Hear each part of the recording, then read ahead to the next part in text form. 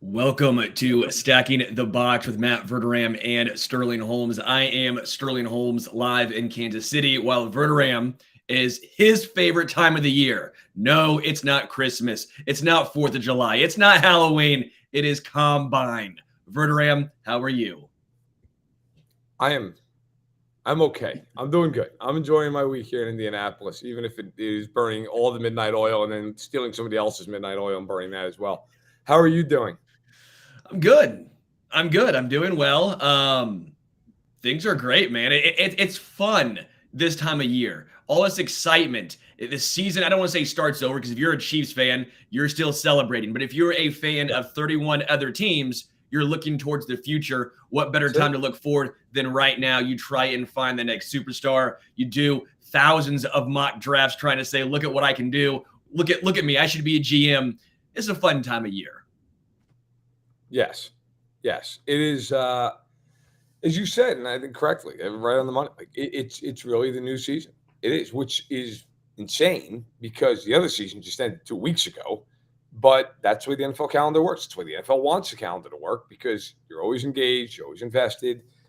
And yeah, I mean, for 31 teams, and really for 32, I mean, I was there talking to Brett Veach and Andy Reid on Tuesday when they did their media availability. And, I was literally sitting there looking at Brett Veach thinking, like, man, hope you enjoyed these last 2 weeks because now guess what? Now you got to sit here at the JW Marriott and the Westin and all these other hotels, and you got to talk to these agents and start. Okay, what are we gonna do with our free agents? What are we gonna do with Orlando Brown? What are we gonna do with Andrew Wiley? What are we gonna do with Frank Clark, who's obviously not a free agent, but has 1 year left, and he's the one who's getting fitted for a ring, right? But all these other GMs, they're all sitting there going, how do we get better? I was talking about Brandon Beane, and I asked him about the Bengals game and what he learned from it and how much he weighs into that. And, he talked about how you certainly weigh it, it's part of the puzzle. But he talked about, look, man, the next 2 years, like we're tight on the cap. That's the reality. And we got to figure out how to get better within those constraints. Talked to Duke Tobin of the Bengals. He really laid out, like, yeah, man, guess what? Like, we got to figure out a way to sign a whole lot of guys the next couple of years. And what does that look like? And can we afford certain dudes? And I actually thought Tobin was the most interesting guy I talked to yesterday because he was adamant that they are going to do everything they can to keep T. Higgins. Adamant. So he called the trade talk, quote, ridiculous. So it was interesting there. But yeah, man, I thought it was just really, it's a fun look into the league when you get to the combine because everybody starts kind of getting ready and gearing up and telling you what they're going to do. When it comes to having a chance to sit down and talk with these guys, how much do you believe them? How much honesty goes into these conversations? Is it Yeah. always take it with a grain of salt, or at least a big old Morton salt shaker thing of salt, because they might not be telling the full truth here? I mean, I think a lot of these guys, look, they're not going to go up there and say, yeah, we're thinking about cutting this guy. They're not going to do that. That's bad business. But I do think that some of them will tell you, kind of the direction they want to go. Rand Carthon did that yesterday. He talked about how they want to be a defensive team and run the ball. Tobin was really honest about T. Higgins. I thought, these teams will give you a general idea, and then you'll get, then they'll get Nick Casario, who just doesn't answer any question, like just stonewalls every single thing. You're like, bro, you have 2 picks in the top 12. It's okay. Like this isn't like the Soviet Union in 1982.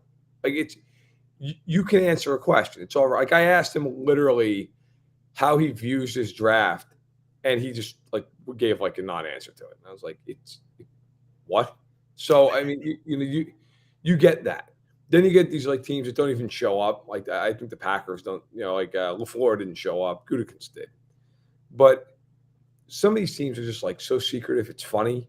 And then other ones, like they'll give you a pretty honest answer. They're not going to give you like the state secrets, but they at least give you kind of a roadmap. Like, hey, we're thinking about this. We might do that.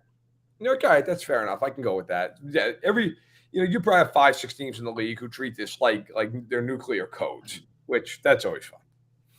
When it comes to Rand Carthon, just since you brought it up, he's a GM of the Titans, and his comments obviously stirred some feelings up on Twitter, basically comparing the Golden State Warriors to almost a fad that only works early on in the season, and you have to win in January playing tough defense and running the football. Well, last time I checked, the Golden State Warriors won 4 championships since 2015, and the Kansas City Chiefs have hosted 5 straight AFC championship games, and they're not built on tough defense and running the football. If you're a Titans fan, if you're a Titans player, what do you think of this almost outdated, antiquated way of thinking? It's not great. It's not great. Like, I'm all about that running the ball still matters and the defense still really matters. I mean, look, the Chiefs won the Super Bowl. Why? I mean, Pacheco and company ran for 160 yards, and defensively, they were not great in that game by any stretch, but they were very good in the playoffs leading up to that game defensively.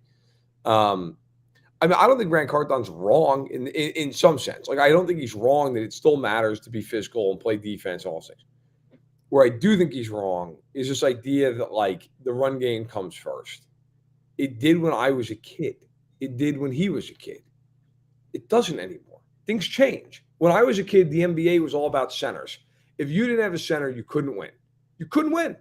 The league was, no pun intended, was centered around Shaq, Akeem Olajuwon, Patrick Ewing, David Robinson. Now, of course, yeah, there's center on Michael Jordan, and he was the one and on. I mean, he didn't have a great center in his career, and if they wanted to, but most teams, but he had Rodman, he had Horace Grant and Cartwright and everything else.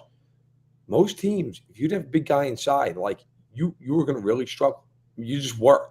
That was most of the time back then how you built your teams. How many great centers are there in the NBA right now? 3. I mean, really. I mean, you have Embiid, obviously. I mean, Jokic, who are granted or MVP front runners, but like, are those? Yeah. But how many of those teams are winning titles? Like Jokic has never even been to the finals. Neither is Embiid. My point is, things change. I mean, sports change, times change. The NFL now is a passing league. You have to be able to throw the ball, and if you can't do that, you're going home at some point. So yeah, I think Cardinal, like I get what he's saying, but yeah, like come on, man. I mean, there's a little bit more to it now than just 3 yards in a cloud of dust. It's not 1965. Can you give us a little behind the scenes? Obviously, don't say anything that's going to get you or anyone else in trouble, but what's it like being at the combine? Because I think for the average fan, the average person, you just think, okay, you're down there, you're in a large media room, similar to maybe Radio Row type style. Yeah. But what's it really like down there? What's the insider Verderame getting? Yeah. So what is it like down here? All right. So let's start with where we're interviewing all these guys. So it's at the convention center down in Indianapolis, and it is a large convention room that's kind of split. I don't want to say 50-50. It's probably like 65-35. And the one side is a bunch of podiums set up. In the middle of it, there are these big risers for the TV cameras, so they can film it all for NFL Network and for local affiliates. And then, like Radio Row, if you've ever seen it or been there are these big setups for NFL Network, NBC, CBS, Sirius. And they do all their, live coverage from there. And then the other side of the massive curtain that divides the room is Radio Row. Is actually a Radio Row, which on the other side of the curtain, it used to be the bench press area for the guys, which is always funny because you'd be interviewing somebody and you'd hear like 7, 8, 9, it was ridiculous, right? And, like people be cheering, and like as somebody like went further than everybody else, people just start going insane. But now that's a Radio Row area, which is cool. That's like a lot of the team media sets up there. Some other shows as well for a lot of our KC listeners, like KCSN is there. I was hanging out with BJ Kissel and Tucker Franklin the other day. So that's kind of the working space. And then you go upstairs, and that's where you do all the work. You have the media workroom and everything else. At night, that's when it gets interesting for me. I mean, that's from my money. As much as it's great to talk to the GMs and the coaches, and it's great to talk to the prospects, my biggest value is going out at night and going to the different establishments, bars, restaurants, so on and so forth, hotels, down this strip. There's Maryland Street, there's Washington Street, there's Meridian. You kind of go down there, and that's where you go out. And you meet people for dinner, you meet people for drinks. You go out and you kind of run into who you run into over the course of 4 hours or 8 hours. And that's really the value in it. You meet people, you get their number, you exchange numbers, whatever. And that also is, by the way, where you get real information. That's where like you run to agents, go, hey, look, man, all right, like what's really going on with this guy? And sometimes, honestly, it'll be an agent who will say, either I'll talk about my guy off the record or whatever, but sometimes we'll go, hey, here's what I heard about this other guy. Then you got to go chase that down before you go, you got to confirm it. But that to me is the biggest value of the combine. That is where you really, at least for what I do, you get the bulk of your value from coming to Indianapolis. You're never going to get it at the podium. No, people just aren't going to talk freely there. With them talking freely, some of it you mentioned being off the record, some of it being on. For those stuff that's on the record in these meetings, these behind the scenes, what behooves these guys to do it? Is there some reason, some motive for them to do these late night get-togethers to get the information out there to the public? Yeah, I mean, sometimes it's, they'll negotiate through you a little bit. I mean, sometimes it's like, maybe a team feels like they're making a fair offer to a guy and they're not getting anywhere. And in their head, they're like, look, if people knew how much we're offering this guy, like now this is a completely fictitious thing. Okay. But I'm just going to use this as an example. This is not based in reality at all. Let's say, in fact, here, I'll use a ridiculous scenario so people know it's not based in reality. Let's say that the Chiefs were at an impasse with Patrick Mahomes on a new contract. Okay. And they were offering him $50 million a year, fully guaranteed deal. Okay. Just like the greatest contract in the world. And it was going nowhere. Maybe somebody in the Chiefs at that point talks to me or somebody else and says, hey man, we're offering him this contract. Like, because maybe they're getting crushed. Like, maybe people like you on local radio are like, what are the Chiefs doing? They can't get this guy signed. You got to be kidding me. My God, he's Patrick Mahomes. And they're getting killed. Well, they're not going to go on the radio and go, well, we're offering them 10 and 500 and it's guaranteed. I'm fully guaranteed. They're not going to do that. So they might say to somebody like myself, we're offering this guy 10 and 500 fully guaranteed, and it's not getting anywhere. Like, this is nuts. And then, of course, oops, I shouldn't have said that. Right. So then me, being the conscientious reporter that I am, would then go to Holmes's reps in that case and say, hey, look, this is what I was told. It's just accurate. And unless it's like flatly denied, then okay, you can go forward with it. Now, at that point, if it's accurate, that rep might go, hey, listen, I know where this is headed. I know you're going to report this is going to make my guy look bad. So, like, listen, that's true and it's not. Like 400 of it's only injury guaranteed. And, so they're really kind of screwing us. And it's all about public perception, man. It's about pressure. It's about negotiating. It's about tactics to like, this part is true. I was on the radio once doing a spot during free agency. It's a couple of years ago. I was on a radio spot and I was talking about that this one team had not done a whole hell of a lot in free agency the first, week or whatever it was. And I was in their local market. I actually had somebody in their front office texting me while I was on the radio saying, hey, look, this is why this happened and this is why this happened and make sure to explain this. And like, bro, are you like, what's happened? And I texted the guy back after the interview. And I was like, what are you doing? He's like, I heard you in the car. I just wanted to, and like, that's like, these teams love to tell you, and players, by the way, they love to tell you, we don't care what the media says. We don't listen to the media. That is bullshit. They all care. They keep score. They know what's going on. Like, they are extremely aware of what is being said. So it's all about trying to, shape a narrative. And my job is to make sure I'm being truthful and honest and fair and not being used as a negotiating tactic and being, forthright when I report about, okay, this is what's actually happening. And I'm not just being a mouthpiece for somebody. And that's why you have to go to both sides for your report something. So this is why this is the Christmas, the July 4th, the best holiday in the world for Verderame. This is where he gets his inside scoops. It's what makes Matt Verderame. I do think part of it's your New York accent. I think it intimidates them just a little bit. I think part of that has to work. I'm sure my New York accent is what really gets the people. It's what breaks barriers. I think it's mostly that. I'll tell you the honest to God's truth, man. I think a lot of times it's like if you're seen enough face to face, there's a little bit of like an inherent trust, because then it becomes like, all right, you're one of us, you're here, you're in the circle, and like you should know how to act and to behave. Like there are certain things I would never report. If somebody is hammered and they say something to me, I know that realistically, like that's off, or that's off, not only off the record, but like that's out of bounds. I'm not going to report something. Some guy said it's a 12 whiskey sours. Like that's not. Now I may call him the next day. Hey man, like you told me this. Do you remember telling me this? Can I report this? But I'm not going to.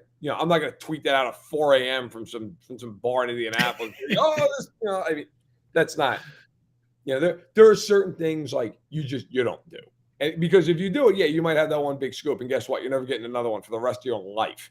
So, it's not worth it. When it comes to the combine itself, how much emphasis do each team put on certain, the 40-yard dash, the bench press? Because to me personally, and obviously I'm not a GM. We know this.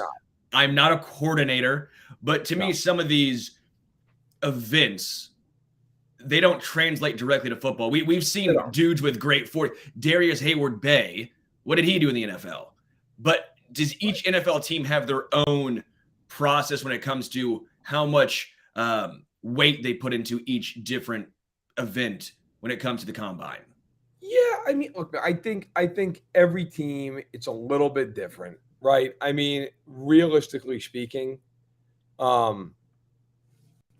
I think some teams, first of all, it depends, right? What do you need in the draft? I mean, that's a huge part of this too. But I think there's always, some teams value speed a little bit more. Some teams value quickness a little bit more. And like, I think the drills that probably at the combine matter the most are like the 20-yard shuttle. That shows explosiveness. That means more, I think, the teams in the 40-yard dash. Because like, how many times you run 40 yards in a straight line? I mean, not that often, right? So I think the 20-yard shuttle gives you a better idea of how explosive the guy is. The 3-cone drill, because that gives you an idea of how much, especially like an edge rusher, guys like that. Like, how can you turn? Can you turn in tight quarters? Can you move, with power through it? There are certain drills, I think with DBs, you'll look at some of these drills to kind of show the fluidity of a guy's hips. Can you turn your hip? You always hear the term, can you flip your hips? Can you open up and run? I'll tell you, for me personally, that is the most indicative thing for me with a defensive back. Now, I'm a scout either. I'm just a dope who talks about football.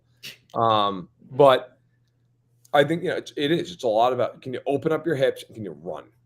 So I will tell you, though, the two biggest things here for every team, unequivocally, the medicals and the interviews. Those are the most important things. And, of course, the interviews are about your character. And that kind of leads us into the major story of Wednesday morning, which is Georgia defensive lineman Jalen Carter, who a lot of people believe is the best player in this draft, along with Will Anderson of Alabama, who's an edge rusher. So for people who are unaware of it, Jalen Carter was scheduled to speak Wednesday morning to the media. He did not. He is, in fact, left Indianapolis after having some interviews with teams on Tuesday, according to reports. So it has come out that there's an arrest warrant issued now for Carter based on reckless driving and racing. And this has been this coming from the Athens Clarke County Police Department. And I'm going to read some of this because I just want to get it right 100%. This is from Pro Football Talk, Sherian Williams.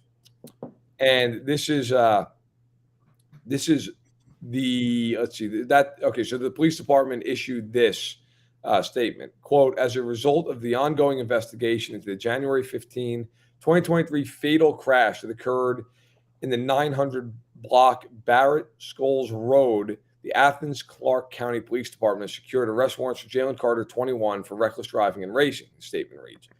The investigation found that Chandler LaCroix, driver of the 2021 Ford Expedition, and Jalen Carter, driver of a 2021 Jeep Trackhawk, were operating their vehicles in a manner consistent with racing shortly after leaving the downtown Athens area at about 2:30 a.m.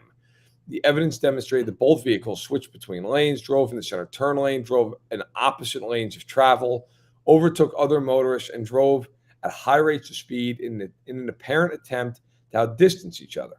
Evidence indicated that shortly before the crash, Expedition which was being driven, if you're trying to keep track here, by LaCroix, was traveling at about 104 miles per hour.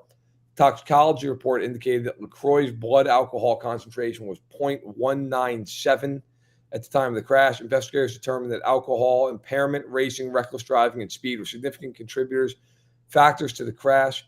The case will be given to the Solicitor General's office, end quote. Now, both charges are misdemeanors, but Georgia's offensive lineman, Devin Willock, and LaCroix, who was driving that expedition, and it was a recruiting staffer for the school, they died in the single car wreck. Also, as Williams notes here on Pro Football Talk, Carter received a citation back in September for driving 89 miles an hour in a 45-mile-an-hour zone. So, look, the obvious here is you're dealing with a tragedy with two people losing their lives. Carter, it does not appear, at least from what we just read, or I just read, does not appear that he was intoxicated, or at least known to be intoxicated, because there's nothing about that. He's not being cited for that. But this is obviously a major problem for Jalen Carter. Now, these are misdemeanors. These are not felonies. These are not capital crimes. He's not, very likely he's not going to jail, okay? But two people died as a result of what is, at least right now, accusations, alleged reckless behavior. And when you also then pair that with a citation going 89 and a 45, a lot of NFL teams, I think frankly correctly, are going to look at this and go, what are we doing here, man? Like, are you a huge risk? Are you a big liability to bring in not only into our building, but in our community? Because that's not one dumb decision that resulted partially in a horrific situation. It is a pattern of really dumb decision making. And this is while you're trying to get drafted into the NFL and you're doing this, not good. So he has gone home from Indianapolis, as he and his camp are going to have to really handle a lot of stuff here going forward in the next couple of months. I don't know what you're thinking, but I'm thinking Jalen Carter's got a lot of questions ahead of him here in the next 7 to 8 weeks. Yeah, a lot of growing up to do. You mentioned not once, but now twice. Obviously, just a horrific situation. And what I keep going back to and thinking about, unfairly probably to an extent because it's a little different, but Henry Ruggs, we saw what happened in that horrific car accident involving him. But you saw how his career has basically just been taken away. He's done. He's done. Why even put yourself in a situation when you've seen a former first-round draft pick do something like that? You have something to look for and say, I don't want to be that. I don't want to become this next highly touted player who now, because of a horrendously poor decision, I can no longer do my dream. I don't understand this. I get it. He's young. I know I did stupid shit at that same age. I get it. I've never done that. I haven't. At some point, you have to say, yeah, we were all kids once too. I get that. But at some point, you're like, yeah, but I know better to do that. You can't do that. I mean, look, I'm not going to get on a high horse here and pretend I'm perfect, because I'm not. And nobody goes out and does something like that and thinks it's going to result in death. Now, that being said, I was not there, and I'm not Jalen Carter, and I don't know how everything went down. But I will say, my first question as somebody who, if I'm with an NFL team, did you know your buddy was that drunk? Did you know your buddy was close to blowing a .20? Because if you knew that and you still got out there and you were racing this guy, like, what are we doing, man?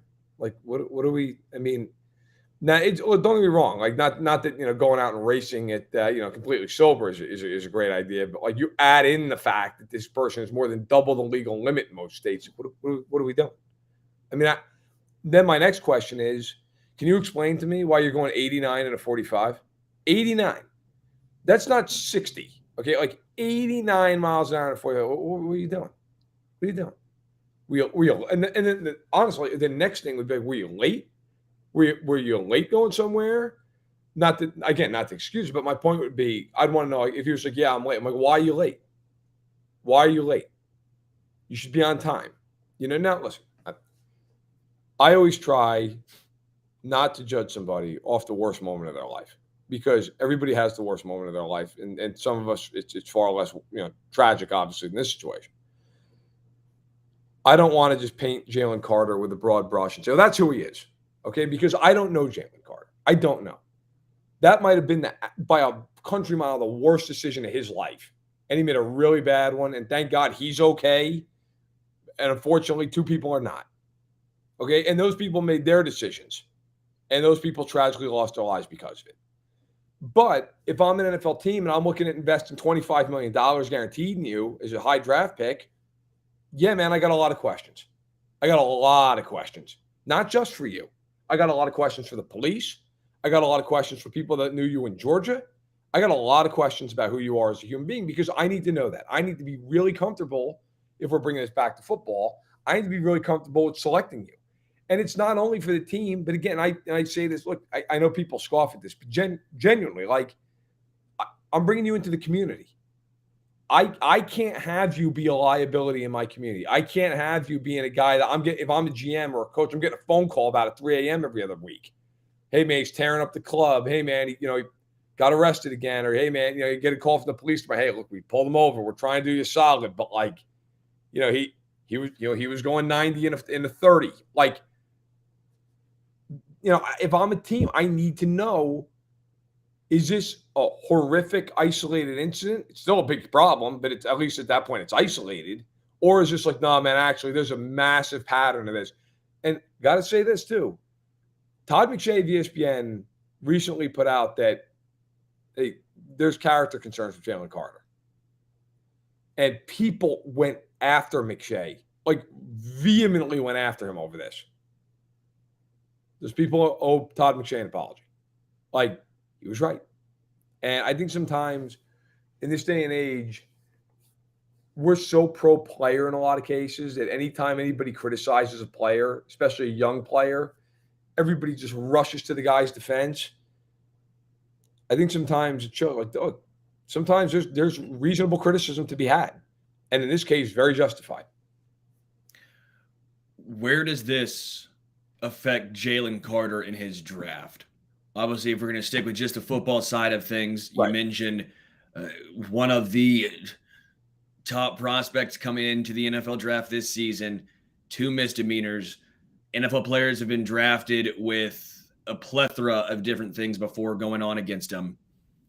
Does this knock him out of the first round? Does this drop him from top 10 to, let's say 11 to 20, or just one of those situations where he's still drafted where he's drafted, and instead of everyone celebrating, it's all right, we're getting up there and saying we drafted Jalen Carter because we think this was an isolated incident.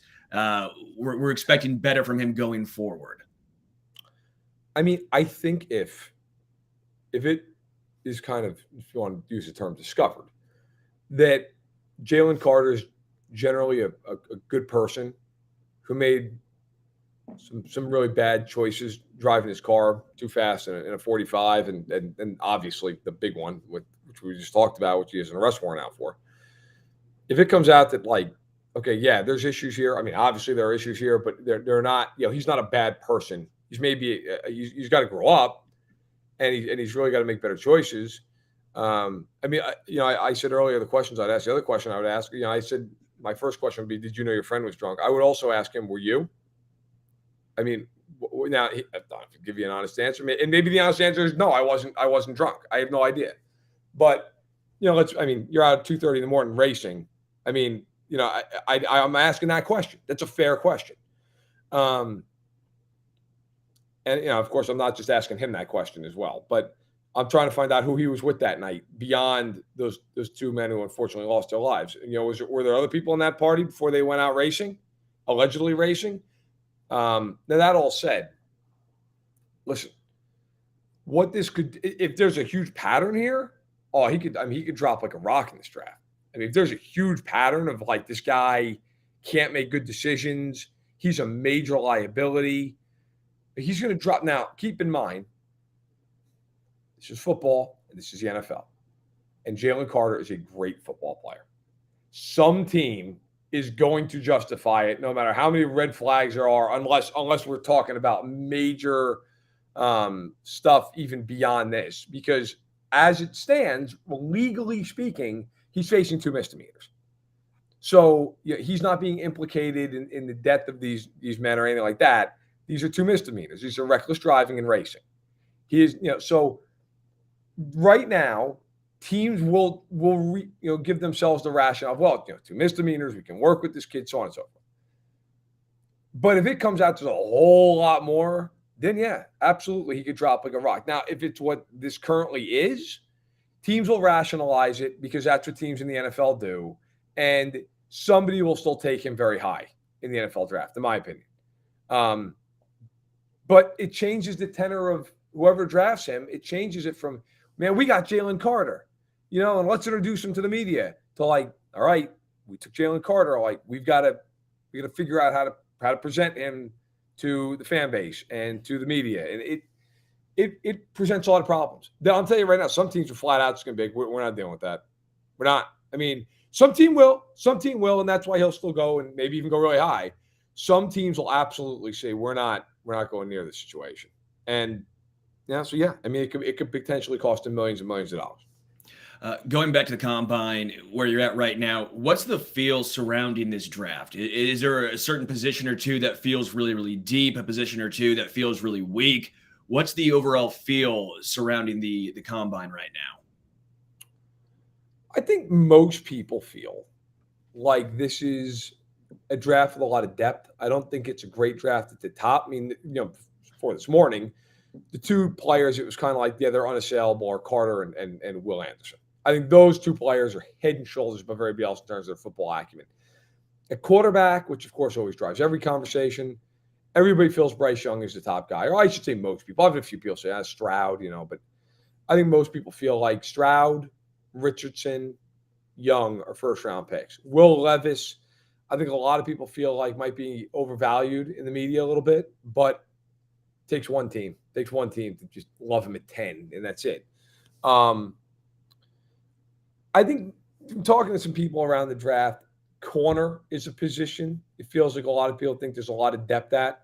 Receiver, there maybe isn't a superstar like when Jamar Chase was drafted 5th overall. That guy probably doesn't exist, but there's a lot of receivers who might get taken between picks like 15 and 50. A lot of tight ends in this draft. That's a strong position. Bijan Robinson's a running back who might get drafted in the top 15 picks, and I don't think would shock anybody. Everybody loves him out of Texas. So it's, I think, what's that? When will teams learn about a first-round running back? Never. But yeah, I mean, look, I think that's kind of the main idea here. I think it's kind of it's a draft that's not amazing at the top.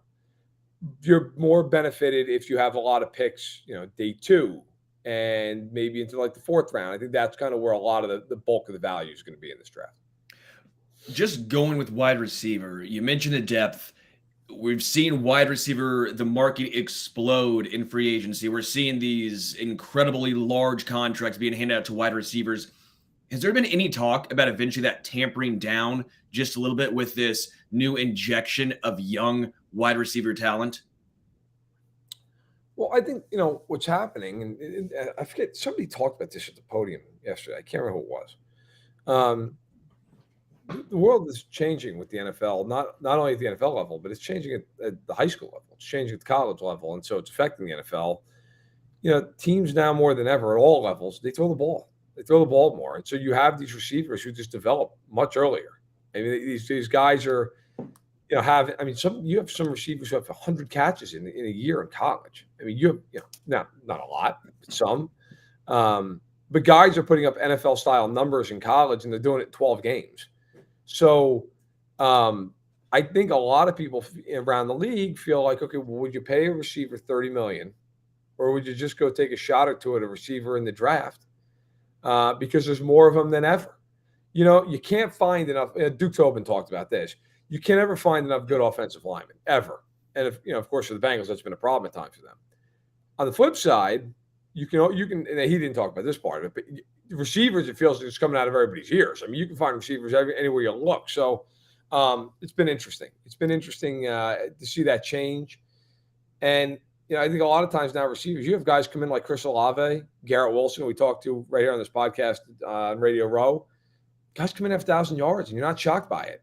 Justin Jefferson came in. He was playing at all pro level. The second he walked through the door, right? So I think nowadays, more receivers than ever can come in. It's like, all right, we can plug that guy in, and that guy can give us 800,000 yards right off the bat. It's starting to become the new running back, where it feels like running backs, you built your team around them. They're getting these large contracts. Next thing you know, so much talent there. How much extra value do they add? I think we're going to start seeing this with wide receivers, where you're probably going to see less and less $30 million contracts handed out just based on, well, there's so many of them. So many dudes are talented now, just like you mentioned. I think wide receiver, we're going to start seeing contracts, not quite like running backs, but we'll start seeing the same sort of, it's going to start getting tampered down.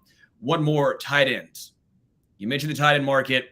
I've always felt that tight ends were vastly underpaid for what they do. You look at the amount of money they're making right now. You look at George Kittle, Travis Kelce, Mark Andrews.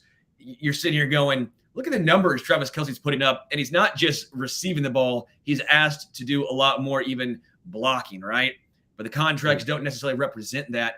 Has there been any talk about potentially the tight end market having a big boom upcoming? No, actually, no. But I think a lot of that's because Kelce signed long term, and Waller signed, and Andrews is signed, and Kittle's signed. So it's like all these best guys they kind of set the market, right? I mean, teams are not going to pay, like the 9th best tight end in the league $20 million and reset the market. They're just not going to do it. But it is crazy. To your point, I mean, those guys are getting paid. Those top tight ends are getting paid half of what top receivers get paid. I mean, if you have a good tight end, that's a nice problem to have when you got to pay him, because you're paying a guy, statistically speaking, about half what they're worth. So, no, that is one market. You're right, man. Like, that is not caught up to the rest of the league. We've seen the wide receiver boom, right? Last year, I mean, guys like Adams and Hill and Christian Kirk get paid huge money. That hasn't happened with the tight ends. But it is an interesting young class. There's a lot of guys in this class. You got Meyer out of Notre Dame. You have Kincaid. You have Washington. You have Hargrave, so on and so forth. So there's a lot. There's a lot of tight ends. There's a good half dozen tight ends going top 50 picks. How long are you at the combine? How many more days are you there for? What are you looking forward to? So this is probably a good way to kind of segue into this, because I don't want to do this at the beginning of the podcast, but I'm here till Friday. And for those of you who follow me on Twitter, you already know this. But for those of you who don't, Friday, when I leave Indianapolis, it is my last day here at Fansided. I have so that'll be it for the combine. That'll be it for my time here.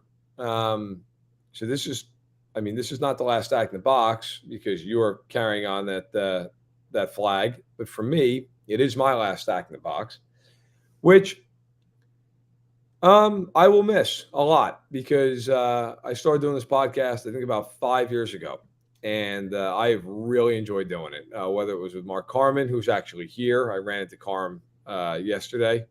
Whether, of course, it was doing it with you. Josh Hill, who I started doing this podcast with so long ago. Had a lot of great guests over the years. It's been a ton of fun.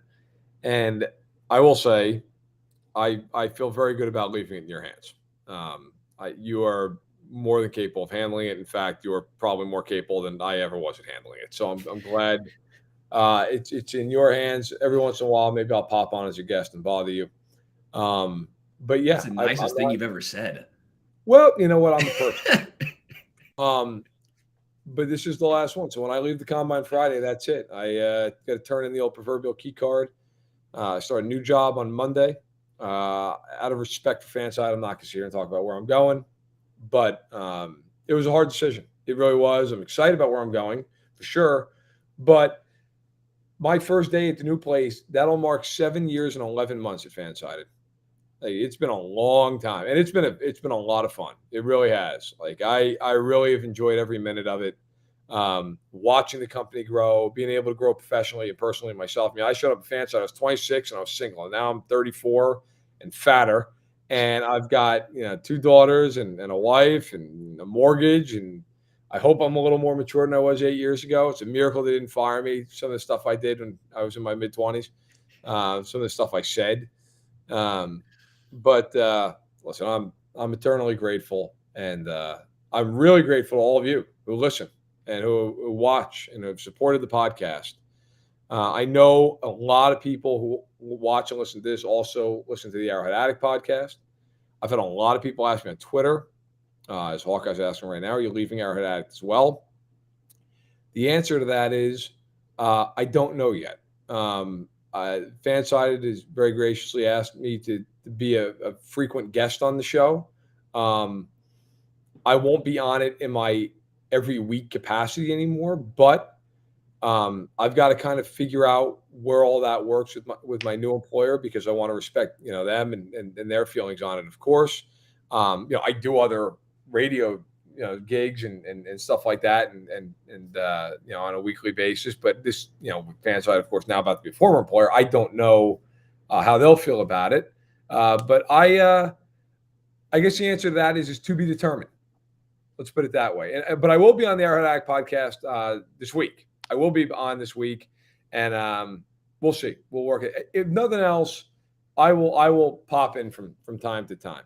But we'll see with that. But with Stagnant Box being national, it's an obvious direct conflict with my new work at my next stop. So with that all said, look, I've rambled on. Thank you to everybody who's listened and supported not only myself, but Sterling, Fansided, and stay here and keep supporting the show, because it's going to be every bit as good as it's always been. In fact, it'll be better because you won't have to deal with me. So don't go anywhere. Dude, you've gotten soft as you've gotten older. When I first started doing this with you, you were just like, "Oh, go bleep yourself."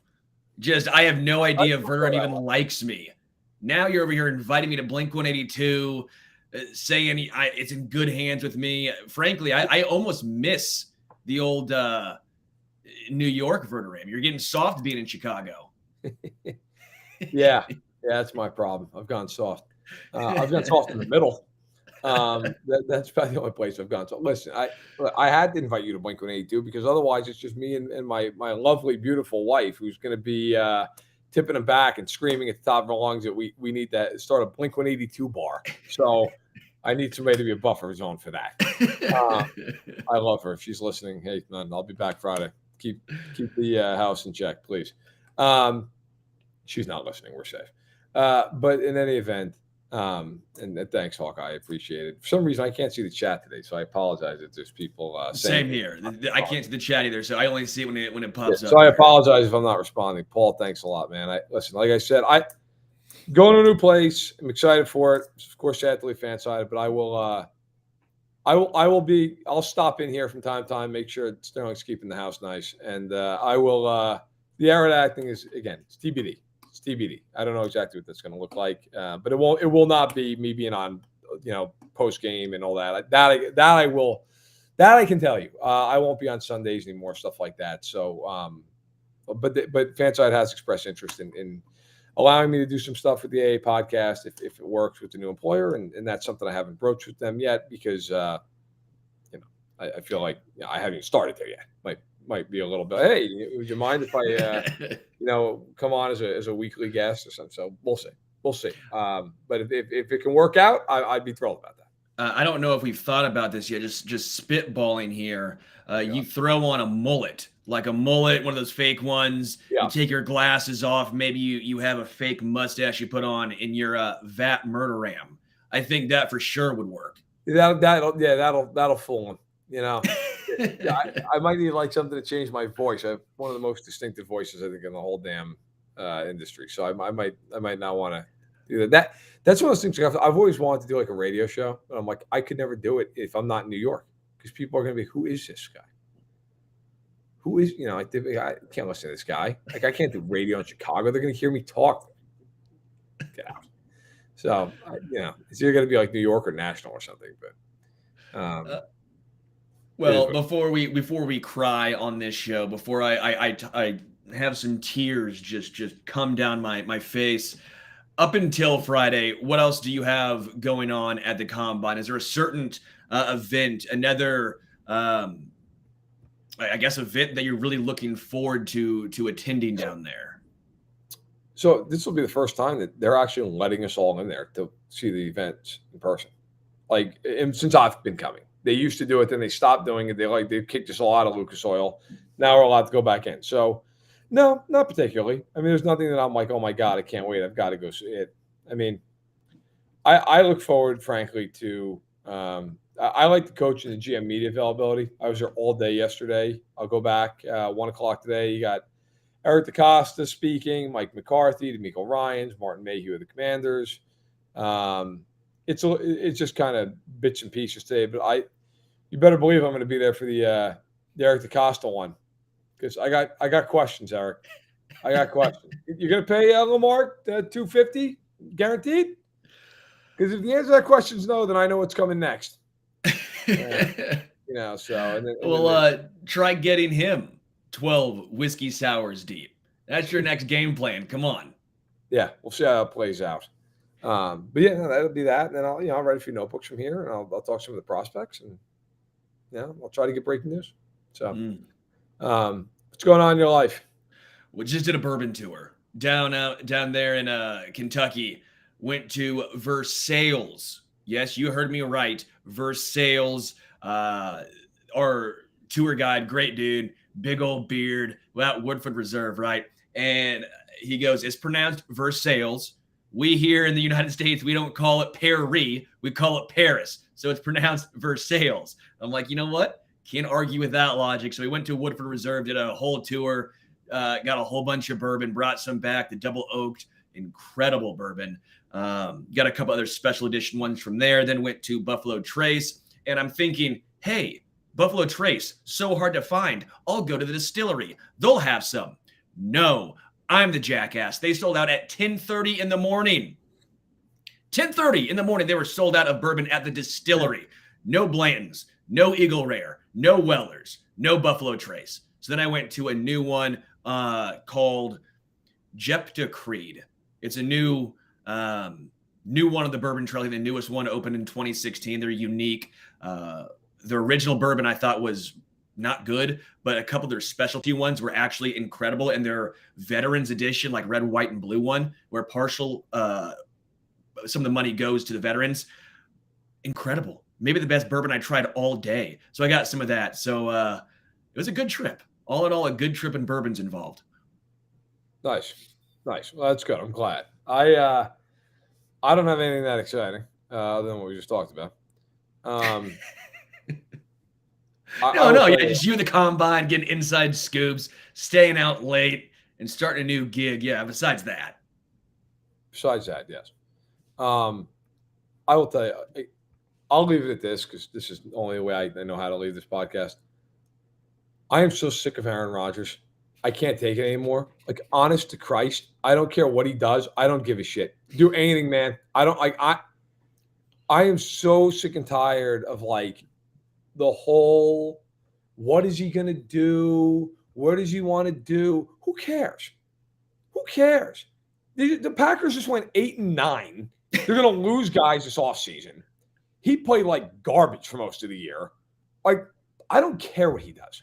I honestly, I don't care. And by the way, he doesn't have a no trade. Mike in Sweden, thank you so much for the super chat, man. Beers on me. Good luck. Thank you, dude. That is awesome. Really appreciate you as always. I won't be far. You always know where to find me, especially if you got Twitter. You can always find me. But Aaron Rodgers, I am so sick of it. Because today, okay, he was on the what podcast? Aubrey Marcus podcast. I'm not familiar with. All due respect to Aubrey Marcus. So Rodgers, this per NFL.com, said, quote, for everybody involved directly or indirectly, it's best for a decision earlier. I feel really good about the conversations that are going to be had, that have been had with the important people in my life that help to orient me. But I'm not looking for somebody to tell me what the answer is. All the answers are right inside me, and I touched many of them, and definitely the feelings on both sides during the darkness. I'm thankful for that time. And so on and so on and so on and so on and so on. Bro, oh my God. You're almost 40. What is happening? Like, you can't make a decision like a person? And on top of this, if I were the Packers, I'd be like, you know what? We're making the decision for you. You're getting traded. That's what's happening. Jordan Love's going into his 4th year. We got to know what he is. You just had a full season, no injuries, and went 8-9. Okay? You're going to be 40. We can still trade you for something. Get out. Get out. Like, maybe we'll take your thoughts on where you'd like to go, and we'll help you get there if we can. I am so tired of this. Like, oh, I don't know. I got to figure out what I want. Why? Why does anyone care what he wants? Just trade him. Like, Jesus, God in heaven, the Packers, it's like a hostage negotiation. It's unbelievable. You would think he's got the best no-move clause in the history of sports. He doesn't even have a no trade. Just trade him. Like, it's incredible how the Packers, like, well, Gutekunst is talking yesterday. Well, we got to see if it's the right fit. He's been there for almost 20 years. What world are we living in? Is he the right fit? You don't know that? He's been there for 20 freaking years. Just say it, man. Be like, look, if we had it our way, we'd move on and we'd go to Jordan Love. And guess what, Brian? You can have it your way. Trade him. Move on from this circus. Like, I can't imagine. Like, we don't think about it in these terms because he's a football player. Can you imagine any other 40-year-old in your life taking a darkness retreat and being like, I don't know what I'm going to do with my job. Bro, make a call. It is just, I don't care if you're with the Packers, the Jets, the Raiders. You're not winning the damn Super Bowl. I don't care what you do. If you go to the AFC, you're not even one of the 3 best quarterbacks in the conference. I don't care what you do. And guess who else doesn't care? All the top teams in the league. None of them care. Not one team that's a top 5 teams going, Jesus, is Aaron Rodgers, is he going to go to the Jets? Yeah, I'm sure Kansas City's quaking in their boots over that. Like, nobody cares. And we've got to pretend like it's this huge seismic thing. He is not Tom Brady. Stop. The next person who's like, well, when Brady went to Tampa, he's not Brady. Brady won 6 Super Bowls. It was in 9 before he went to Tampa Bay. Aaron Rodgers has been in uno. Okay? Trent Dilfer's been to the same amount of Super Bowls. Aaron Rodgers had a great career. I'm not saying the guy's not a great player, first ballot Hall of Famer. He is. He's also about to be 40 and coming off a year where, if memory serves, he didn't have 1 game of 300 passing yards. It's enough. If I were the Packers, I'd be like, Aaron, what do you want to do? And if the next sentence out of his mouth wasn't, here's my decision, I'd be, guess what? That's great. Here's your decision. We're trading you. That's the decision. I'm done with this. Thanks for the memories. I'm Matt Verderame. He's Sterling Holmes. Thanks for joining us here on Stacking the Box. Take care.